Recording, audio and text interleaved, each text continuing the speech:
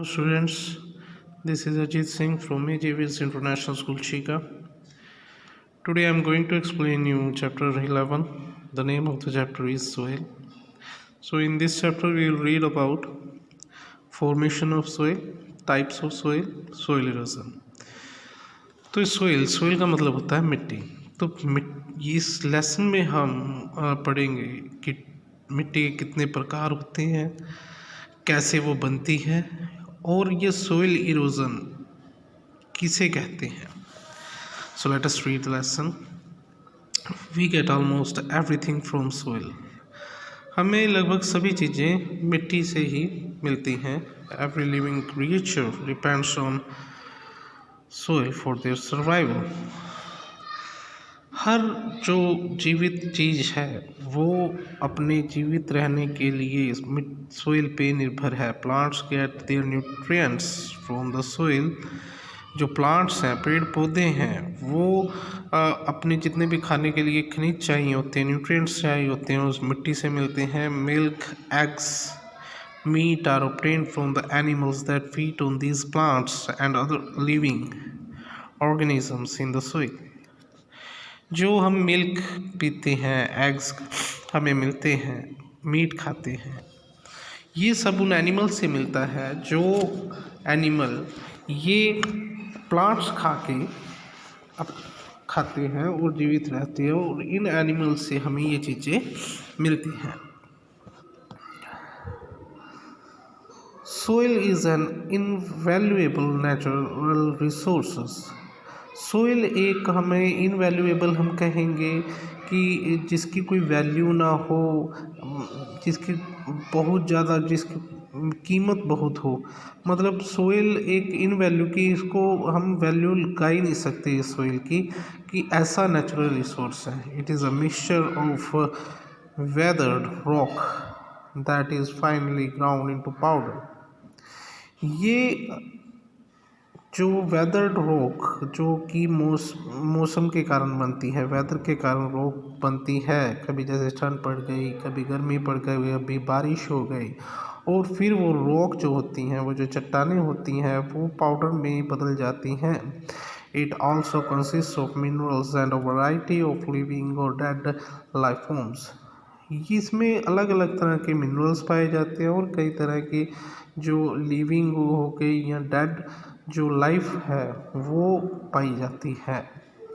It is the top most layer of the earth surface which contains all the nutrients required for the growth of plants.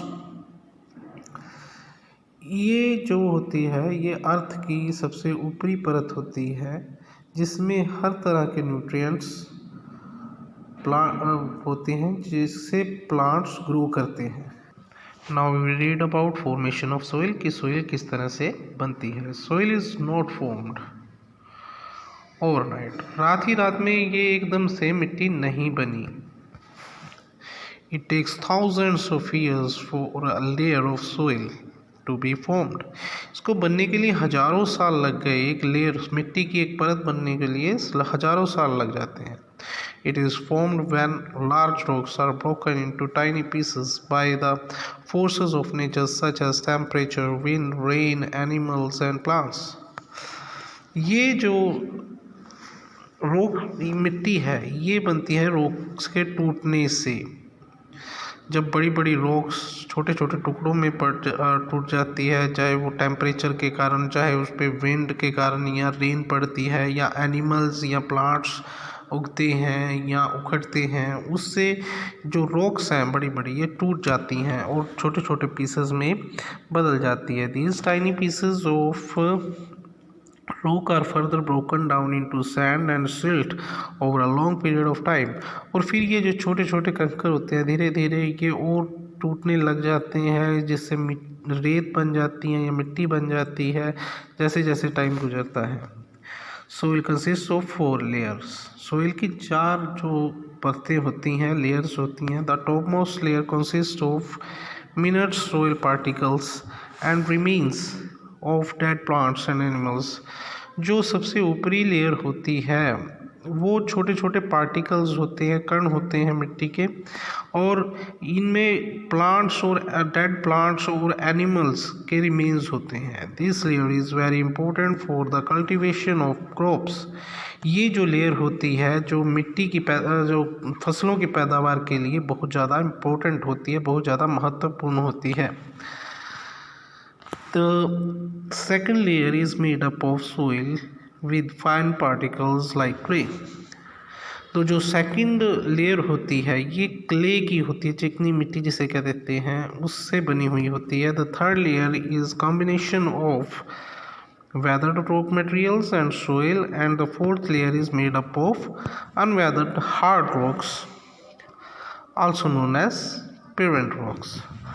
जो third layer होती है ये combination होती है weathered rock material का, तो हल्की फुल्की चट्टानें होती हैं और मिट्टी होती है इसमें, और जो फोर्थ लेयर होती है ये इसमें हार्ड रॉक्स होती हैं, बड़ी बड़ी सख्त चट्टानें होती हैं जिनको पेरेंट्स रॉक भी कहते हैं।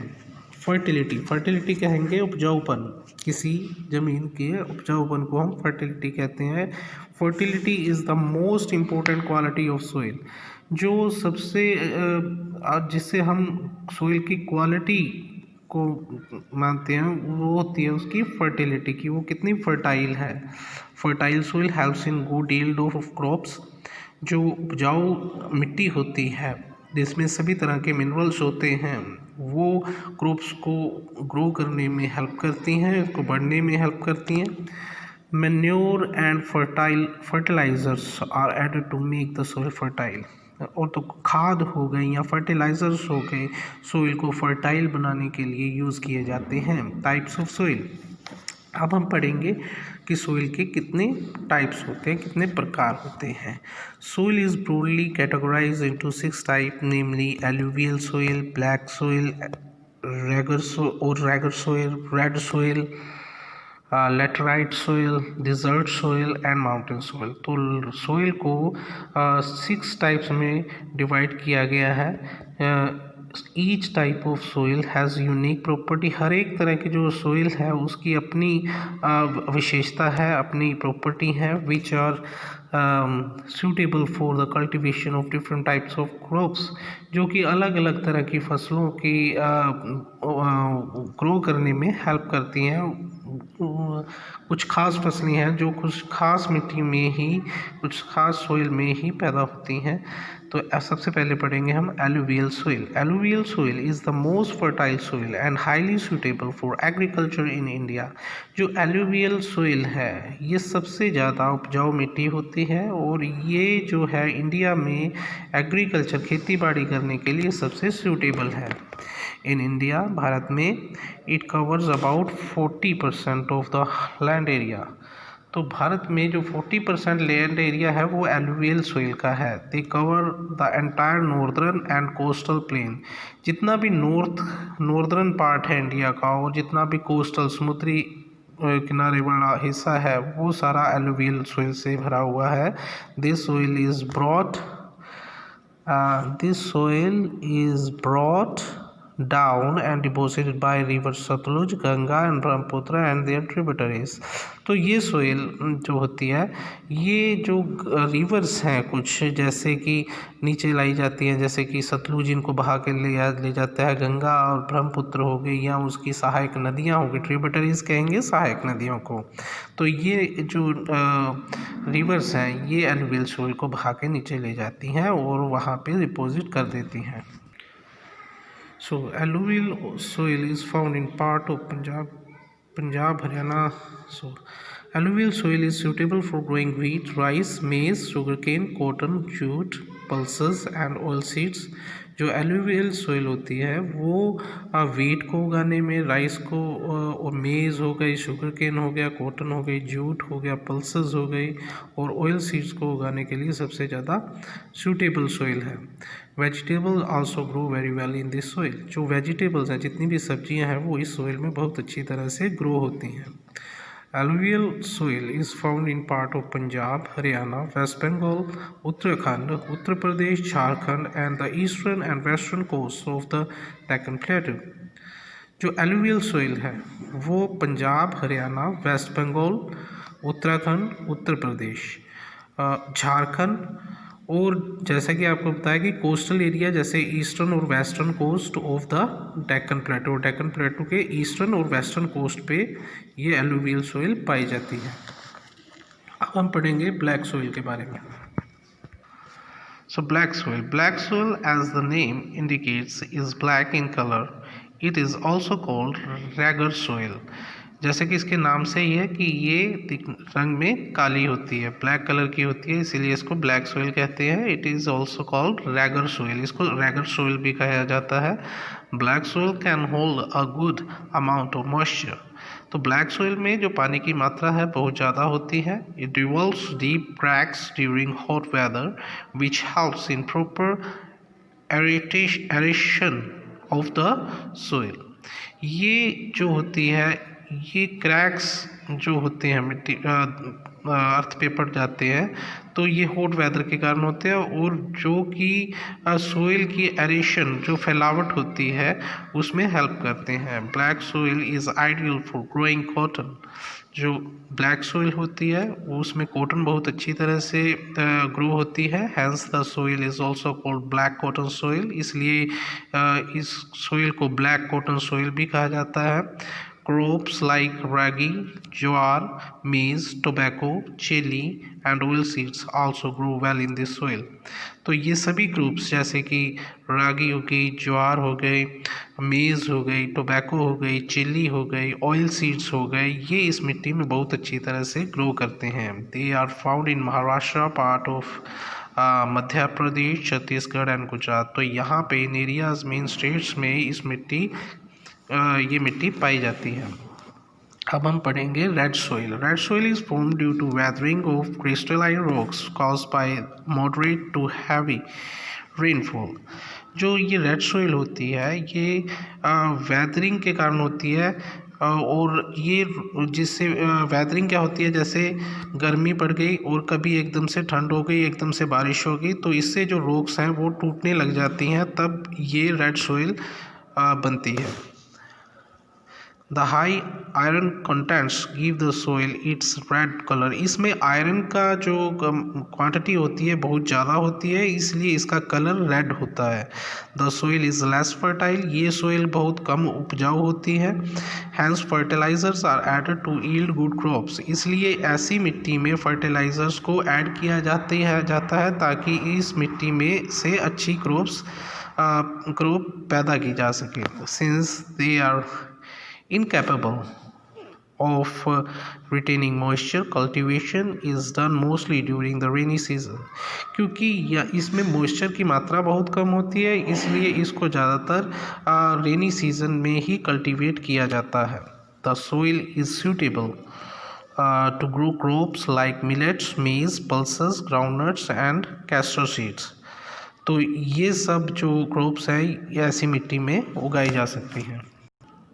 Red soil is mostly found in Karnataka, Tamil Nadu, part of Maharashtra, Madhya Pradesh, Andhra Pradesh, Orissa, Jharkhand. तो इन स्टेट्स में ये रेड सोइल पाई जाती है। आगे आ जाती है laterite soil. Laterite soil is formed as a result of intense leaching due to heavy rainfall.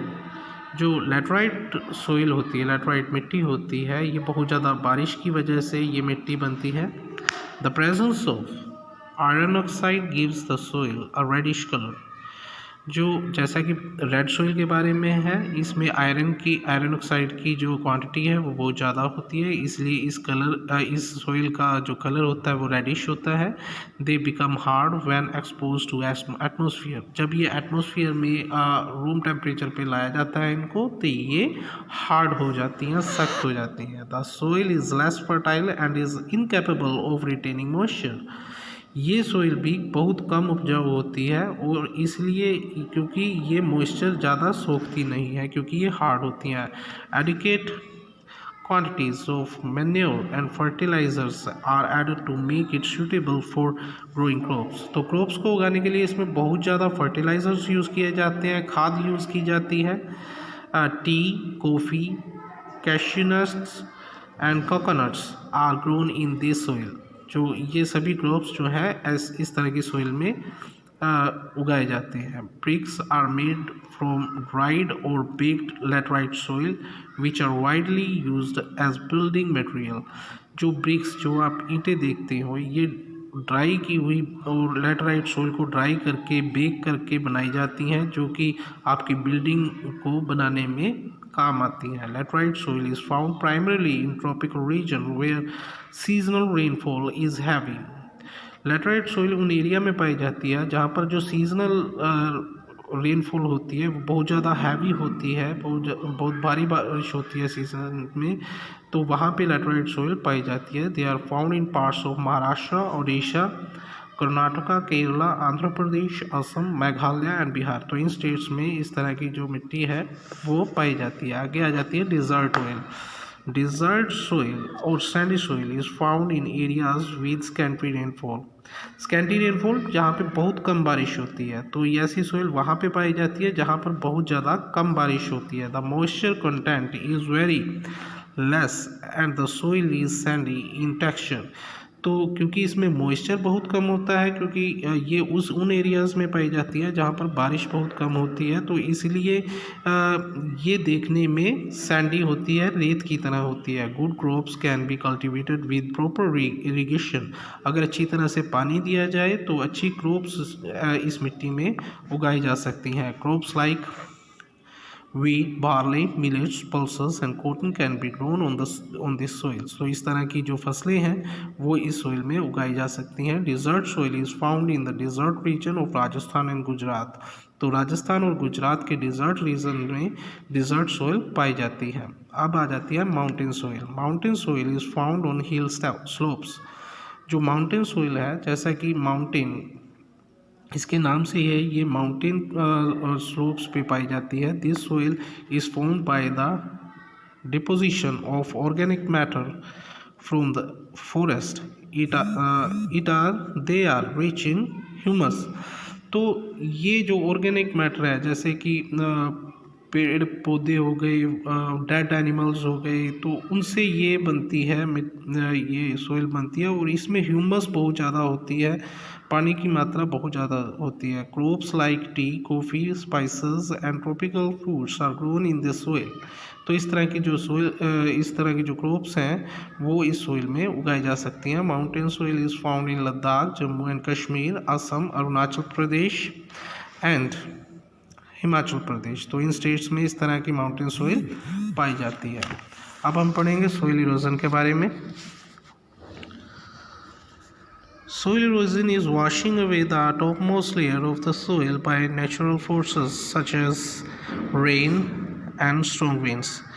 जब हमारे अर्थ की ऊपरी परत बारिश की वजह से या हवा की वजह से बह जाती है तो उसको हम सोइल इरोजन कहते हैं। Normally soil erosion occurs over a long period of time. आमतौर पर जो सोइल इरोजन होते हैं उसको होने में बहुत टाइम लग जाता है। Human also assist in soil erosion by cutting down trees and by digging and building on steep slopes. तो जो सोइल इरोजन को करने में ह्यूमन का काफ़ी बड़ा हाथ है, क्योंकि जो ह्यूमन है पेड़ काट रहे हैं, अर्थ को खोद रहे हैं, माइन कर रहे हैं, उन पे जो build steep slopes steep slopes बना रहे हैं, उसकी वजह से सोइल इरोजन होता है। The following steps should be follow to prevent soil erosion. So soil erosion से बचने के लिए हमें क्या क्या करना चाहिए? Do not cut trees unless absolutely essential. जब तक बहुत ज़्यादा ज़रूरी ना हो तो हमें पेड़ों को नहीं काटना चाहिए। प्लांट ट्रीज अलोंग हिल स्लोप्स। जो हिल की ढलाने हैं वहाँ पे हमें ट्रीज जो हैं वो उगाने चाहिए। प्लांट ट्रीज इन अ रो। तो एक कतार में, एक रो में हमें प्लांट्स को उगाना चाहिए। This help to check the speed and force of strong wind. तो इससे जो तेज़ हवाएं होती हैं उनकी स्पीड कम हो जाएगी और जो हमारा सोइल इरोजन है वो नहीं होगा। It also prevents the wind from carrying away the top soil. तो जैसा कि आपको बताया है कि इससे सोइल इरोजन नहीं होगा, ऊपर की जो मिट्टी है वो नहीं उड़ेगी। Agricultural land should not be kept barren for a long time. जो खेती बाड़ी वाली ज़मीन है उसको ज़्यादा देर तक खाली नहीं छोड़ना चाहिए, बंजर नहीं छोड़ना चाहिए। The roots of the plants hold the soil and prevent it from being washed away. जो प्लांट्स की रूट्स होती हैं, जड़ें होती हैं, वो मिट्टी को पकड़ के रखती हैं और इसको बहने से बचाती हैं। Terrace farming should be practised on the hills. जो एक तरह की फार्मिंग होती है, ये आपको आगे पढ़ाई जाएगी कि जो टेरेस फार्मिंग करनी चाहिए हिल्स में। This is to prevent loss of the top soil being wash down on the slopes. तो जो ढलानें होती हैं वहाँ से जो उपजाऊ मिट्टी है वो बहेगी नहीं। Do not overgraze the land by cattle. जो ज़्यादा पशु हमें जो बड़े बड़े घास के मैदान है वहाँ पर नहीं चराने चाहिए। Develop suitable pasture for grazing. तो हमें जो एक ही जगह पर लंबे टाइम तक हमें पशु नहीं चराने चाहिए और इनको बदलते रहना चाहिए। तो that is the explanation of the lesson. Your book work and question answers will be soon sent. Thank you students, have a nice day.